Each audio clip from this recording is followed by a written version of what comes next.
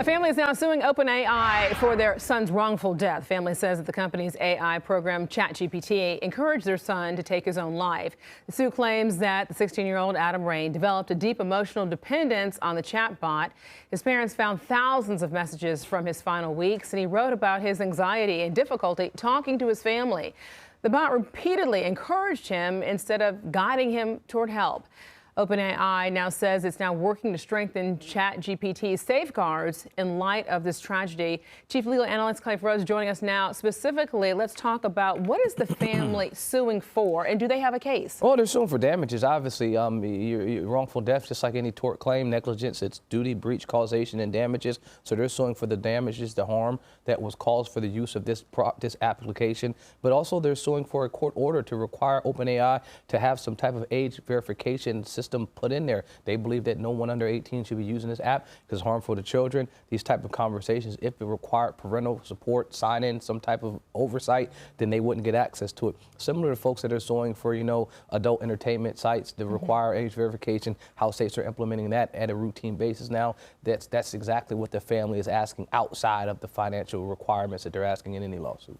Are you alarmed at all of just the length of ChatGPT talking about this type of behavior? I mean, this coming out, for parents to find this out, to discover this, I mean, it's just what technology can do. Yeah, we covered a case similar to this last year. A lady in Florida, her son did the exact same thing, or I should say her daughter, did the exact same thing. And when that happened, I remember watching this like, I didn't know that it could do those types of things. Right. But as you look further at the technology and what it can do, I mean, because it's gathering and capturing so much information to be able to spit out responses and to be able to teach it and train it to think. They're taking mass amounts of data to make it have a human realistic conversation. So it's not, like you're talking to a robot. They want to give as much content to the platform, to the program, so that it spits out a human response. Well, part of that is helpful when you're doing, research or you're trying to look up information, but it's also the negative secondary effects when it's going to give you a human response. Some of the things he was talking about is, I have a noose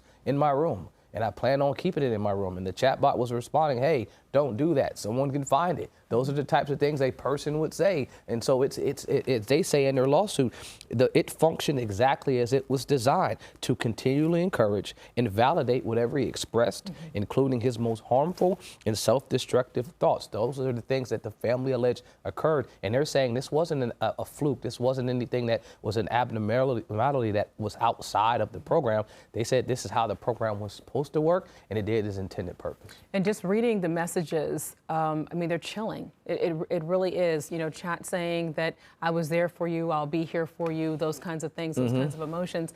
When you talk about the responsibility of the parents, for knowing what your children are doing, is that enough to be able to say, hey, you kind of carry the weight? Or is there really a case here for parents saying, you know what, I had no idea? I mean, as a parent, you'd have to be monitoring them 24/7, and so even if they brought that in, I think if this ever went in front of a jury, that would be in bad taste, because a jury would say, this folks have lost their child, and now you're throwing the blame on them. When you're shifting blame, when you're defending, I should say, these types of claims, you want to try to find ways that point to the non-foreseeability of what occurred. This wasn't foreseeable. This wasn't predictable. No one could have expected this to happen. That's going to be a defense to the foreseeability aspect of my product being defective.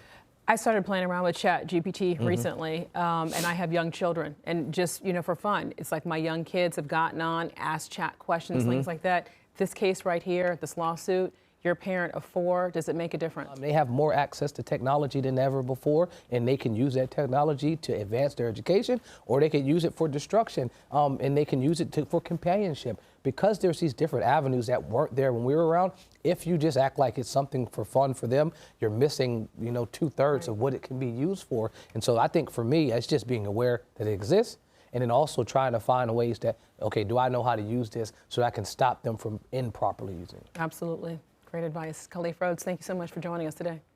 Queen City News Plus. Just search Queen City News on your smart TV's app store.